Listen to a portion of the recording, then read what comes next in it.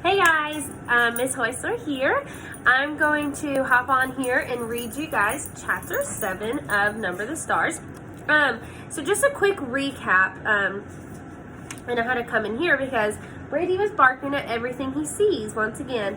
A quick recap was the girls and their mama went to visit Uncle Henrik in chapter 6, and they kept saying that they were taking a carton of cigarettes with them, which Anne-Marie thought was really weird because she knows that they don't have cigarettes. Cigarettes were banned when the German soldiers came in. So she thought that was really weird. But we actually find out that that's just a keyword for Ellen, that they were taking Ellen with them. And then the chapter ended with Kirsty dreaming about the king and the queen when they passed by the castle. So this one is called The House by the Sea. "Oh, Anne-Marie," Ellen said, with awe in her voice. "It is beautiful." Anne-Marie looked around and nodded her head in agreement. The house and the meadows that surrounded it were so much a part of her childhood, a part of her life, that she didn't often look at them with fresh eyes. So I really like that. When I read this before, I noticed I liked that word, because sometimes the way you look at something, maybe just the beach for instance, sometimes you look at it with a different perspective than you do just an everyday normal life, things that you get to see every day, like school, your house, whatever it may be. So she didn't often look at this place with fresh eyes because she was used to it, but going back there, I think it was fun, pretty, and looked different from what she remembered. So she says, but now she did. Seeing Ellen's pleasure, and it was true. They were beautiful. The little red-roofed farmhouse was very old, its chimney crooked, and even the small shuttered windows tilted at angles. A bird's nest, wispy with straw, was half hidden in the corner, where the roof met the wall above a bedroom window. Nearby, a gnarled tree was still speckled with a few apples, now long past ripe. Mama and Kirsty had gone inside, but Anne-Marie and Ellen ran across the high grassed meadow, through the late wildflowers. From nowhere, a gray kitten appeared and ran beside them, pouncing here and there upon imagined mice, pausing to lick its paws, and then darting off again. It pretended to ignore the girls, but looked back often to be certain that they were still there, apparently pleased to have playmates.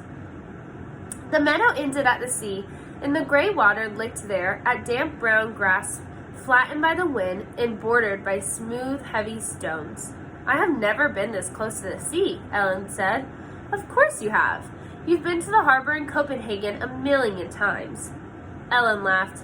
"I mean the real sea, the way it is here, open like this, a whole world of water." Anne-Marie shook her head in amazement. To live in Denmark, a country surrounded by water, and never to have stood at its edge? Your parents are really city people, aren't they?" Ellen nodded.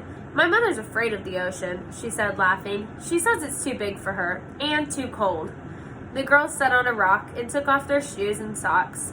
They tiptoed around the damp stones and let the water touch their feet. It was cold.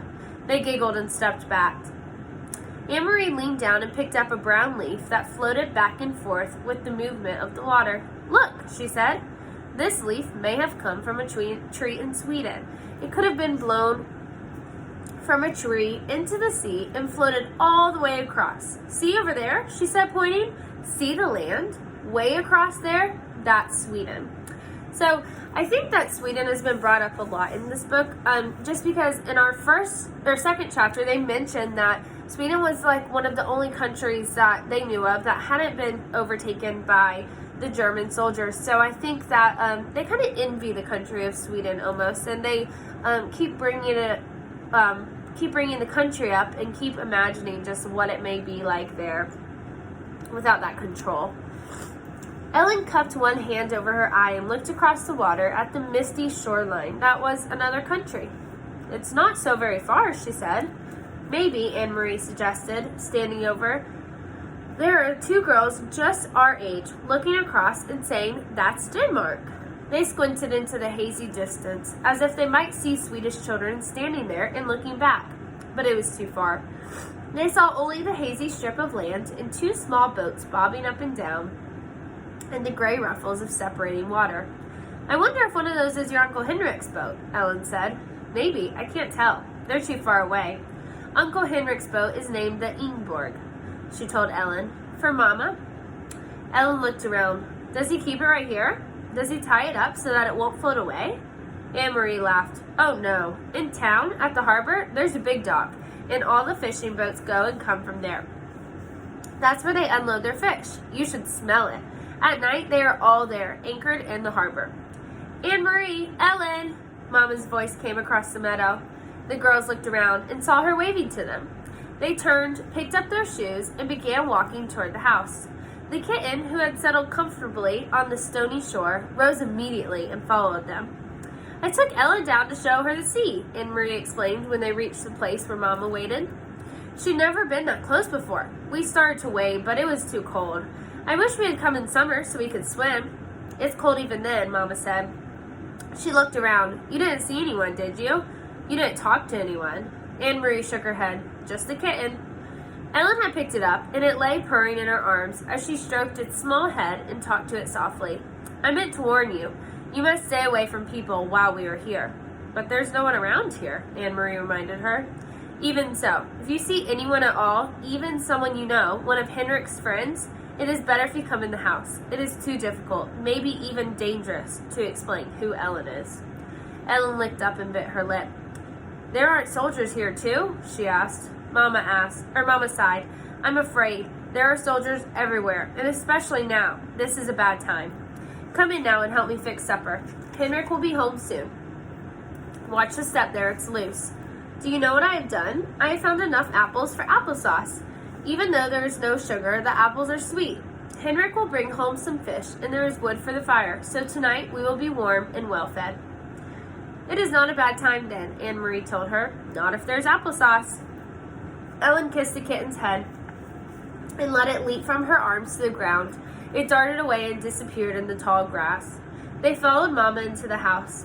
That night, the girls dressed for bed in the small upstairs bedroom they were sharing, the same bedroom that had been Mama's when she was a little girl. Although across the hall, Kirsty was already asleep in the wide bed that had once belonged to Anne-Marie's grandparents. Ellen touched her neck after she put on Anne-Marie's flower-springed nightgown, which Mama had packed. "Where is my necklace?" she asked. "What did you do with it?" "I hid it in a safe place," Anne-Marie told her. "A very secret place, where no one will ever find it, and I will keep it there for you until it is safe for you to wear again." Ellen nodded. "Papa gave it to me when I was very small," she explained. She sat down on the edge of the old bed and ran her fingers along the handmade quilt that covered it. The flowers and birds, faded now, had been stitched onto the quilt by Anne-Marie's